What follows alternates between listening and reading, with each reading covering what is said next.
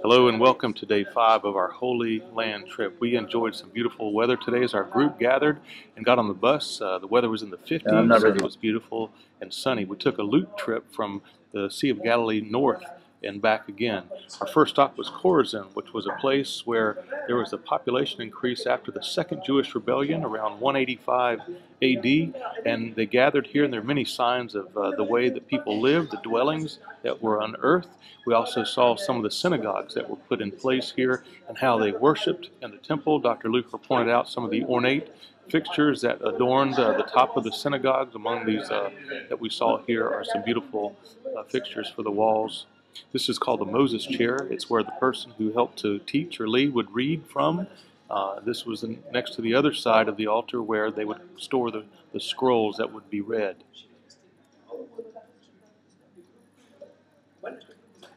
We gathered and had some great fellowship and listened to some wonderful stories by Dr. Luker from the Bible. After that, we left and moved on towards Dan, which is about as far up as we were able to go without going across the border. The first thing we did was take a long hike along the River Dan, which is the largest spring in this area, and it feeds into the Jordan River. As we walked into the city of Dan, Dr. Luker pointed out how the walls were formed, and he particularly talked about the gates of Dan and how there were multiple gates that people would walk in, and this would be a way to protect the people within the city. Here the king would stand sometimes and settle disputes that people had in those days, and we saw some biblical references to that. This was a spot where sometimes the soldiers would be stored in case somebody did want to lay siege to the city. They would come out and protect it. The long walkway up would lead us further into the city. Then on the back side of the city we found this temple area that worshiped the god of Baal for because of the weather. This was a cistern where the water was used to sacrifice and purify the animals, and this was an altar area where the sacrifices would be made. On the back side of this area we could actually see into the mountain range beyond.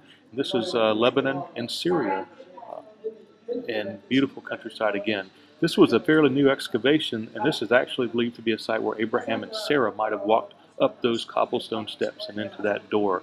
It was an amazing feel that day. The next place we went to was Caesarea Philippi, and what you see here are the gates of Hades that Jesus talks about in Matthew 16. It's also the place where Peter proclaims that Jesus is the Lord, and Jesus says, "On you, the rock, my church will be built." And then from that place they left and went to Mount Hermon, which is a snow-covered mountain nearby, and that's where we believe to be the transfiguration to take place in Matthew 17. We ended our day coming back home and found this beautiful valley of doves and a sunset, and we are looking forward to the next day. We'll see you then.